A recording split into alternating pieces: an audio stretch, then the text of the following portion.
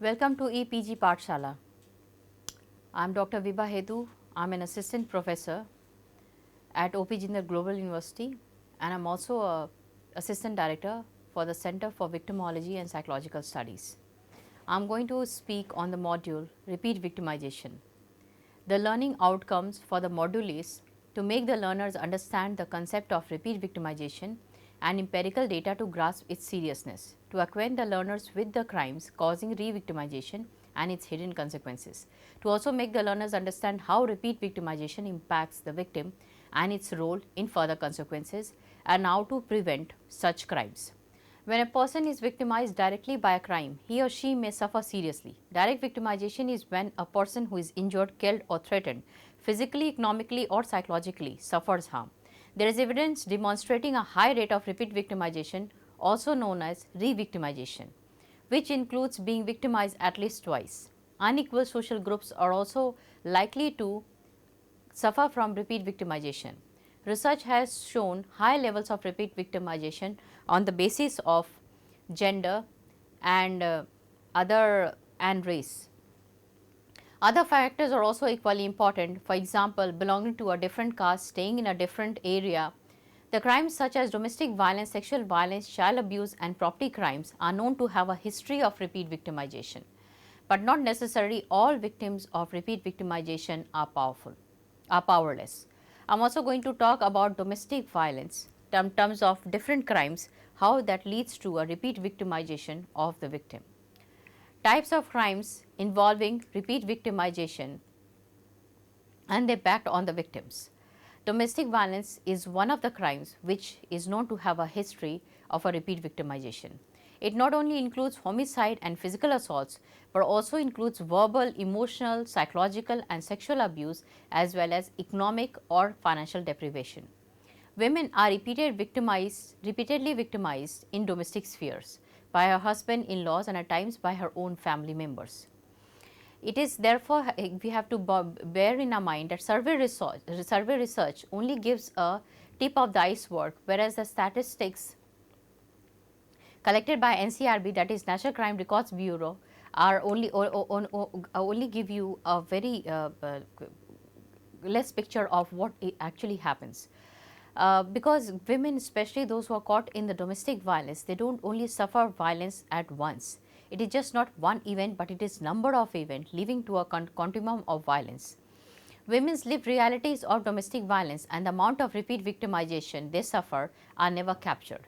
For example, what women have gone through is very difficult to understand and to analyze, and in terms of even convicting the offender, it's very difficult even for the criminal justice system to apprehend how the victim has suffered physically, mentally and emotionally.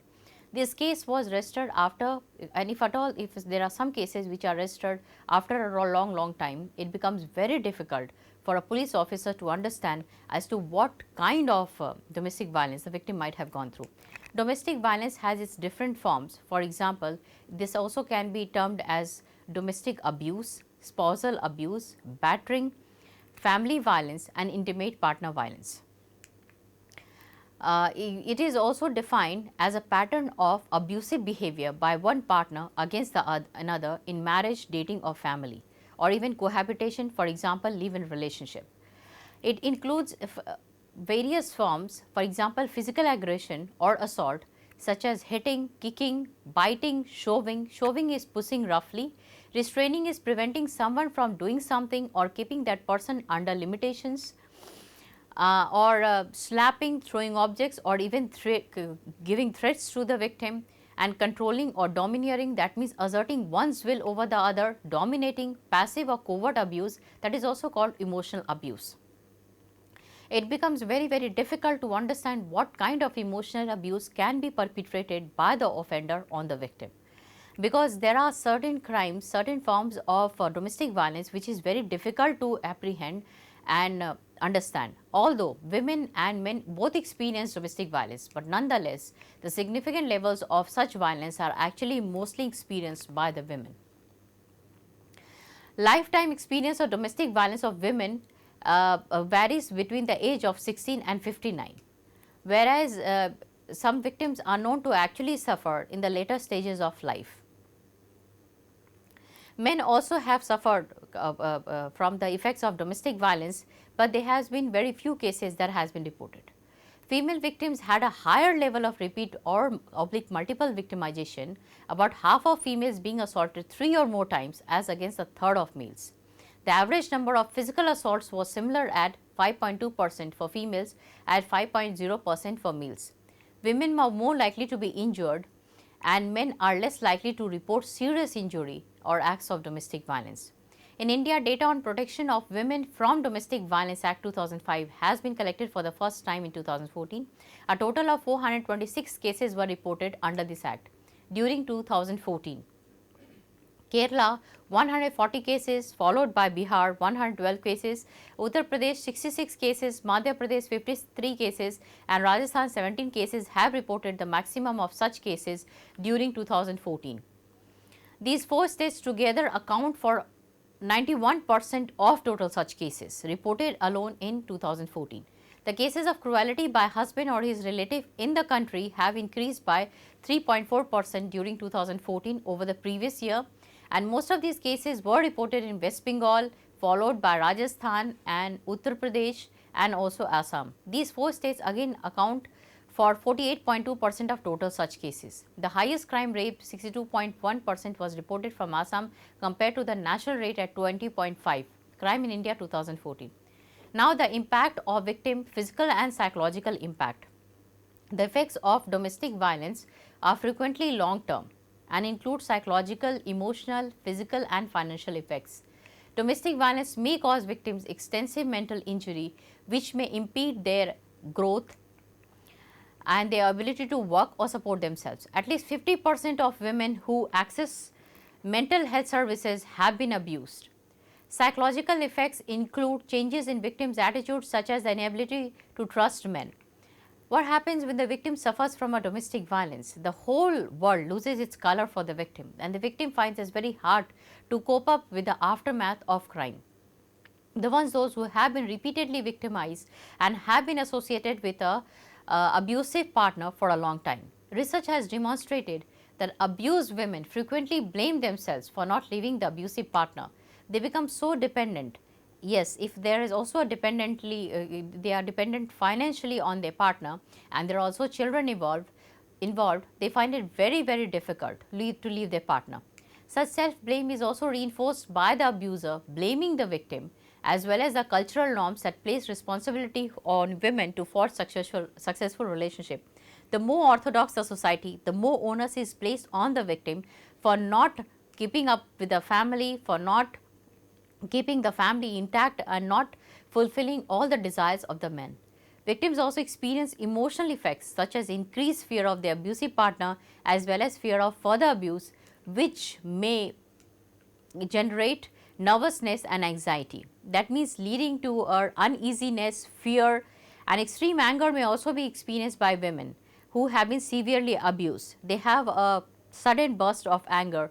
In addition, victims may also alter their behavior in order to reduce the chances of further violence. For instance, they may become very obedient to their partners or leave them temporarily or permanently. Sometimes they do it in order to curry favor so that the partner will not be so abusive to them. Women who have been subject to sexual abuse or say at the hands of their partner may refuse to embark on another relationship because they are so scared of what they have experienced in life and they find it very difficult to come out of the impact of that victimization. Victims may also engage in substance abuse to escape their traumatic experiences. There are many women who are known to become substance dependent because in order to escape from the trauma of what they have been through. Some abused women may also commit suicide or attempt to do so, and in the extreme cases, they even may kill the abusive partner. Higher levels of domestic violence for women are reported than men, and the impact of such violence is much more severe for women than for the men because of their great vulnerability. South Asian women also experience domestic violence within a cultural context that differs from that of white women. Married women are regarded as the guardians of the family honor, which primarily involves male honor, and as the transmitters of religion and culture. As such, they bear the responsibility of carrying out successfully the baggage of their marriage, in order to show that their family honor is kept intact and is kept uprooted. Now, I am going to talk about the impact on victims' physical and psychological impact. Physical and psychological impact would be that the victims also suffers from violence, and that may leads to suffer cuts or broken bones. Nearly a third suffered extensive bruising, where there might be a strong impact on the skin because of, but the injury might not be seen. And they may also sustain a black eye or maybe lesser bruising. Rape and sexual assault may also result in financial cost, and such as health cost, and for wider society such as lost output, because victim, if she suffers from health as a consequence of rape, they may also like to take a proper medical aid and come back only when they have be completely recovered. Then victim also may suffer from certain different kinds of sexually transmitted diseases such as gonorrhea, chlamydial infection, bacterial vaginosis, and minor or severe bruising. Gonorrhea is where the victim finds it burning sensation when the victim goes to urinate. Chlamydial infection, when they find it very difficult to establish a sexual relationship with the partner. And bacterial vaginosis, it leads to itching and inflammatory feeling. And minor or severe bruising and even broken bones. That means such victims takes time to recover from what they have suffered. The two psychological disorders mostly associated with victims of sex crimes are post-traumatic stress disorder and depression. In post-traumatic stress disorder, they have these bouts of memory which keep coming back to what happened. They suffer from nightmares, they suffer from bedwetting, they have startling response, they exaggerated startling response. They also suffer from obsessive compulsive disorder, such as having a bath number of time because they feel dirty. They are going to check the bolts of the door whether it is locked or not. And they also suffer from depression, major depression. Depression is a severe case of dejection and despondency. Despondency is where there is a low moods because of loss of hope and courage, and despondency and dejection is where there is a low spirit because they do not find the life worth living. PTSD has also been used to describe the trauma reactions observed in such victims for the last 2 decades. Rape victims suffer from these trauma reactions more than victims of other crimes. The clinical symptoms persist for months, and with almost half of the victims meeting the criteria of PTSD 3 months after the crime. That means it also depends on the brutality of the crime and the nature of association with the criminal. The second psychological effect is also that of depression, and it is found to be in major proportion, where 40% of the cases meeting with depression soon after the 3 months of the reporting of rape. Victims may also suffer from less defined reactions such as exhaustion and restlessness, and following the victimization, and a clinically significant fear occurs within the first fortnight of the attack. So, they always feel lethargic, they do not feel like doing anything. There is also something called dissociation that the victim suffers, which is a disruption of consciousness resulting in difficulties such as cognitive, emotional, and physical integration, and it can also occur in consequences of the victimization. Sometimes victims find it very difficult to coordinate with their own thought, behavior, and action, and that is why they find it very problematic to go back to their workplace or go back to their normal lifestyle which they had before being victimized as a result of rape. In addition, there are less definitive response to the trauma that concern notions of self-belief. Reactions vary from the reinforcement of the negative conceptions of self to the destruction of positive outlook on the world and everyone in it. Issues such as personal safety, intimacy, and trust in others also arise. Victims of such crimes start suspecting all other men to be of the same kind, and they find it very difficult to stay alone. They find it they feel very scared of going out alone. They find it very scared of being attacked by others. So, they become so vulnerable because their whole outlook on the world has changed. Their whole personality has been altered as a result of that crime. Now, I am going to talk about property crimes, how repeat victimization also happens in property crimes. The basic offense theft is defined simply as the taking of the property of another without the owner's consent. And common forms of theft are, for example, embezzlement, that is misappropriation of a property entrusted to one's authority, and but which is dishonestly used for restoring the asset in its own name or for passing the asset to others. Then you also have the receipt of stolen goods, where the person knows that this good was stolen, but still they are in the they are actually holding those goods. Shoplifting is a term which is also used for inventory shrinkage, where inventory have shrinkage, that means the goods have disappeared or shrunk because from the total accountable inventory. And the common example of shoplifting can be, for example, because of administrative error, because of shoplifting, because of vendor fraud. So, these are the common reasons because of which the goods go missing. Employee theft is where some employees also commit theft by picking up some articles which they are not supposed to. Burglary is breaking and entering with the intent to steal.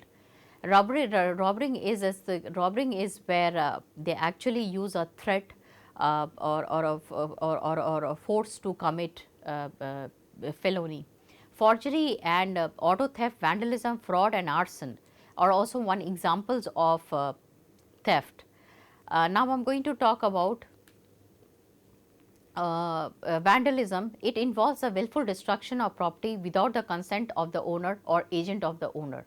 Forgery is as defined in the Uniform Crime Reports. Forgery is making, altering, uttering is putting forged money into circulation or possessing with intent to defraud someone by deception, anything false which is made to appear true. Fraud involves the conversion of obtaining of money or property under false pretenses. False pretenses is the acquisition of title from the victim by fraud and by misrepresentation of a material past.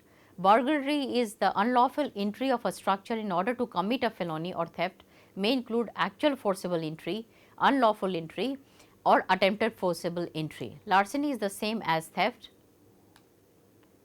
and arson is a willful destruction of willful burning of any structure, vehicle, aircraft or property or another.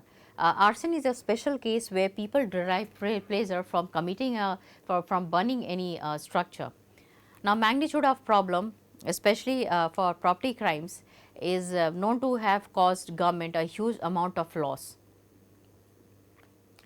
It shows the number of money that has been lost worth, how much of the money that has been actually how much of the property that has been destroyed.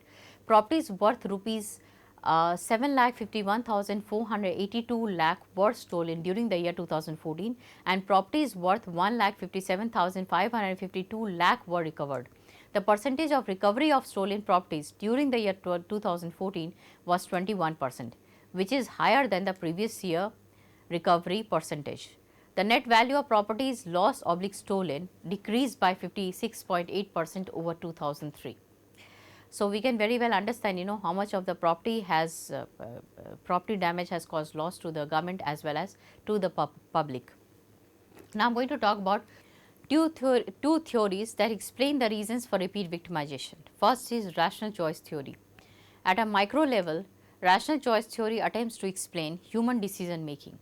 It revives neoclassical ideas about human motivations. At their base, people are pleasure maximizers, and the moment they are faced with a problem, they would like to avoid it. They seek out avenues and opportunities that increase the individual pleasure and avoid those that may cause pain. This assumes that offenders choose to commit specific offences for the benefit they bring, and they outweigh the risks that are involved in it. Notably, situational approaches presuppose crime to be a normal aspect of modern life and criminals to be essentially like us. That means they are like a rational actor model. They make decisions based on the calculus that whether it is going to benefit them more and there is a less risk involved. For example, take a case of smuggling, where even though they know if they will never be brought to book because they can influence the criminal justice system, or if at all they are booked, there are hardly any evidences to be found. So, and if they are at all convicted, they are given very less punishment because smuggling has a very less punishment allocated for it. So, that is the reason why people most often gets into smuggling, and the best part is that such people do not even consider them to be a criminal. The reality, Felsen opines, is that ordinary people can do ordinary crime, okay, and young and old, and everybody actually is capable of committing some crimes. Now, I am going to talk about routine activity theory. Routine activity theory talks about that people see it as a routine activity, where for example, you have the best of society, where you have equality, equal opportunities, you have equal access to resources, you have an egalitarian society. Still there will be some people who is bound to commit crime because of the sheer thrill, or because of the urges, needs, or desires that are associated with committing a crime. Uh, Routine activity theory is a macro level attempt to identify the supply of criminal opportunities and to understand crime patterns. It focuses on criminal events, their distribution and clustering over time and space rather than criminal inclinations. It talks about that there is a proper convergence over time and space when this is what it leads to, the convergence of time and space leads to the criminality. The volume and distribution of the volume and distribution of predatory crime, that is violent crimes against a person, and crimes in which an offender attempts to steal an object directly, are closely related to the interaction of three variables that actually reflect this theory. A likely offender, that is anyone who for any reason might commit a crime. A suitable target, an object or person likely to be taken or attacked by the offender. For whatever reason, the victim may be either careless or negligent by behavior, or victim might be actually poor, or because of certain associated factors with the victim.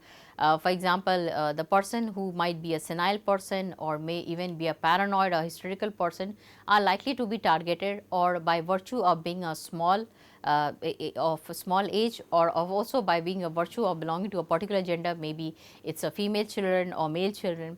The absence of a capable guardian, someone who might interfere or intervene to stop or bear witness to an offence. So, such capable guardians are absent, and that also leads to the commission of crime. In this slide, the is explained by this theory is explained by reference to the increasing proportion of empty homes in the day, in part due to the greater number of single person households and expanded participation of women in the workplace, and the increased availability of valuable goods, lightweight portable electronic goods, that also leads to a criminality. That means there are easily valuable goods that are available and are easily accessible to the offenders. So, that means they decide on the spur of the moment whether they want to commit a crime. If they see there is a good opportunity for committing a crime, they go ahead. Social changes have produced more targets and fewer capable guardians. Conversely, it is proposed that the removal of any of the three constituent elements will disrupt criminal events. By implication, the supply of capable guardians is crucial to prevention efforts. For example, capable guardians can be anyone, either it can be a formal group or informal group. Formal group definitely would be a criminal justice system where police is bound to intervene, and if police intervenes, there is likely to be a decrease in the criminal offences. And there is something called informal social support or informal social sector, consisting of friends, parents, relatives, and the community as a whole. If they are attentive to the cultural, they are attentive to the changes in the society, and they are able to keep a close watch on the suspects or on the suspicious activity taking place in the society, they can very well take control of the crime situation. The most likely guardians against crime are not necessarily the police, but also there are bystanders as well, those who can play a very strong role in the preventing a crime. Causes behind repeat victimization. First, the incident level risk factors for a single victimization are similar to the risk factors for repeat incidents. So, it means to say that if those risk factors are not checked for single victimization, it automatically may lead to the repeat incidents of the leading to repeat victimization of the victim. Second, the situation context in which victimization occurs, the victim offender relationship, alcohol or drug consumption prior to the incident, location and reporting does not differ for single and repeat victimization. That means those victims who choose to be vulnerable, those who are careless and negligent are likely to be victimized number of times or become a victim of repeat victimization. Those factors that increase the risk for victimization, if unchanged, will continue to be risk for factors for subsequent victimization. Research on the effects of PTSD suggests that women who are sexually victimized may be less able to recognize risky situations, cues, that is signs, and do not take protective action in these situations, because as a result of being a victim of a crime earlier, they become more vulnerable to further consequences of to further infliction of crime. As a result, PTSD, depression or self-blame may mediate the relationship between an initial sexual victimization and subsequent victimization. If suppose the victim continues to blame herself for the commission of crime, that blame itself lowers the self-esteem, and that also may enhance their vulnerability towards more commission of crime. Abused women often have been living a life characterized by a pattern of abuse. Even if they want to leave, research shows that women are more likely to be killed after leaving their husbands than while living with them. Some women might be economically dependent, and because of which they find it very difficult to leave their husband for financial reasons. Studies of repeat property victimization have revealed that following an initial incident, subsequent victimization tends to recur quickly. There appears to be a delimited period of heightened risk for repeat victimization, which then decreases and eventually levels off. That means it happens for a period of time, then it gets delimited, and finally eventually it's almost stopped. Police respond to or make arrest in domestic violence cases because of their perception that such a case will not result in a conviction. So, police is very apprehensive of taking an appropriate action in domestic violence cases. It is likely that victims may request letter for police not to make an arrest or tell officers that they will not follow through with charges, because for the victim, those who have already been a victim of repeat victimization, they find it very difficult to go through the rigorous process of criminal justice system, and also they fear their offenders so much, they fear the further reprisals from their offenders, maybe because they feel that they are not secured. Rape is one of the most underreported crimes. Victims want to keep the event private. Some victims have fear of the offender seeking reprisal and suspicious of the police, and fear that they may be biased may also derive victims' decision not to report to the police. Now, what can be a proper legal and community responses to repeat victimization? Shelters for women. Shelters for women are the most necessity of all. Is one of the most basic necessity for women who have been attacked by their husband, and they have no place to go, where the house actually might be registered under the husband's name. So, shelter for women can provide a range of services including short-term rooms and board and emergency clothing and transportation, counseling, assistance with the legal process, and 24-hour crisis lines programs for children, and also help with seeking employment. Residents should be allowed to stay at least 60 days or more in residence. Nari Niketan in Delhi cares for the neglected sections of society, widows, destitute and divorced women, and looks after orphans and unwanted and unclaimed. Chaya in Delhi, in Nirmal Chaya in Delhi, is a shelter for women in pain and distress. The female can stay till they attain the age of 18, or after that they are set free. But there is a need for many more such centers to be built, as the number of such shelters does not respond to the needs of the victims. That means the number of shelters are not in consonance with the number of victims that are reported as a result of number of crimes that are taking place. Healthcare. All hospitals, public or private, shall immediately provide the first aid or medical treatment free of cost to the victims, as has been mentioned in the Criminal Law Amendment Act 2013. Criminal justice system responses. Mandatory arrest policies have been mentioned for domestic violence crimes under Protection of Women from Domestic Violence Act 2005 and rape under Criminal Law Amendment Act 2013. The idea is to implement such laws and to enforce such laws by enforcement agencies, so that it at least instills some fear in the potential criminals as well as the criminals, those who have already been found to be indulging in such crimes. Domestic Violence Act also ensures protection to the women who have been victimized under domestic sphere. The magistrate may, after giving the aggrieved person and the respondent an opportunity to being heard and on being prima facie satisfied that domestic violence has taken place or is likely to take place, pass a protection order in favor of the aggrieved person and prohibit the respondent from committing any act of domestic violence, aiding or abetting in the commission of acts of domestic violence, or entering the place of employment of such person, or the school of the child who is a child of an aggrieved person, and attempting to communicate in any way whatsoever with the aggrieved person.